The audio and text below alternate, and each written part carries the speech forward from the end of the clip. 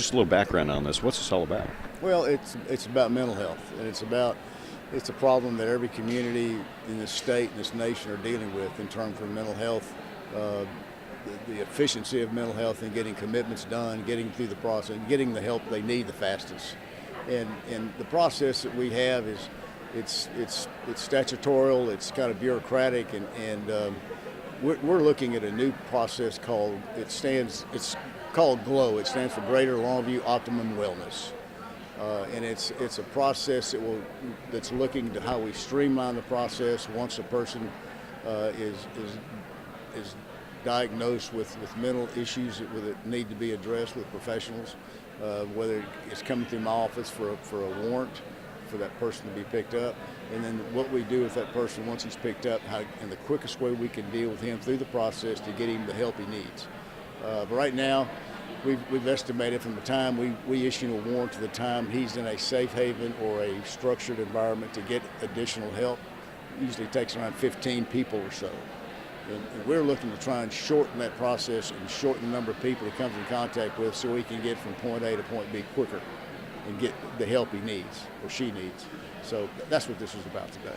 Yeah, and it's I get, as far as you face these people daily, and right. I mean, I guess a lot of times the situation, it almost has to be voluntary. Well, some people, we encourage the families, if they have loved ones, that they do all the process voluntarily. They can check themselves into a hospital. They can go to community health corps and be checked in and be screened. A lot of things can happen without the government getting involved.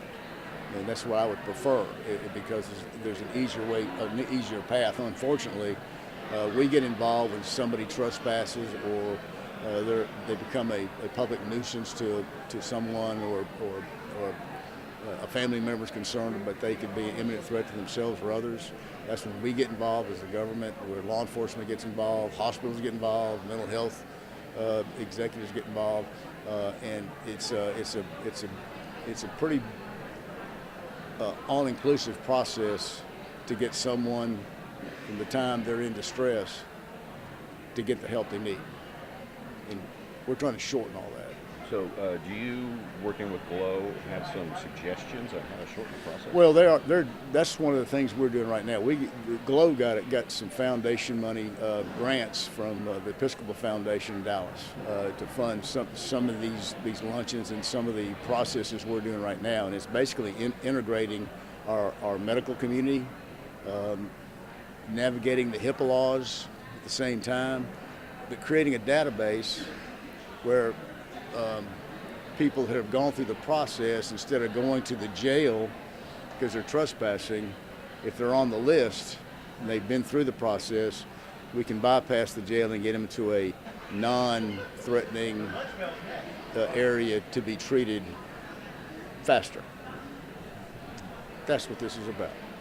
So it's, I guess, just sticking them in jail can make the situation worse. Well, and that's unfortunate right now, because that's sometimes the only place that we can put them until we go through the process.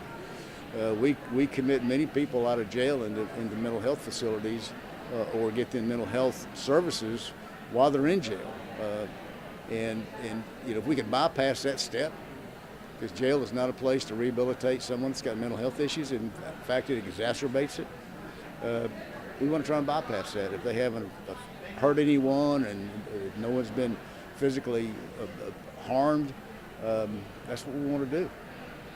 So it's, and this is the first time you guys are doing this? Yeah, the GLOW has done this type of luncheon with this many professionals. We've got healthcare professionals, we've got hospitals here, we got elected officials here, got law enforcement here. We've got everybody that's in the process right now.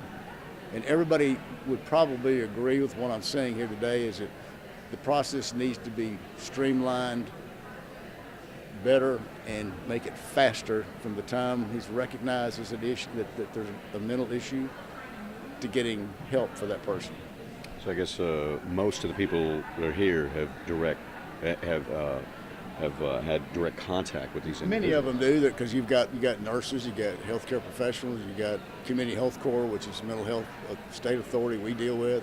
You got law enforcement that are usually some of the first on the scene. You got EMS, fire, that are sometimes on the scene with law enforcement they're the first persons that see what the scene is about and the person and what kind of distress they're in. So you have all these people in this room today to kind of talk about it, and this is an open forum to kind of for suggestions, ideas, creativity, and introduce what GLOW's initiatives are and what we want to try and do. So I guess it's just a brainstorming session, really. Pretty much, and to equate some people that are not familiar with what GLOW initiative is, in Greater Longview Optimum Wellness, and it's a process that we're working on. It really represents a process that we're trying to streamline to get people help faster. Have you seen numbers increase over the years? Oh yeah, I mean, when I first started as county judge, I might do 1 or 2 mental commitments a week. Sometimes I can do 6 or 7 a day. And you multiply that times 365 days, you kind of get the picture of the arithmetic here. This problem's not going away. It's getting it's growing.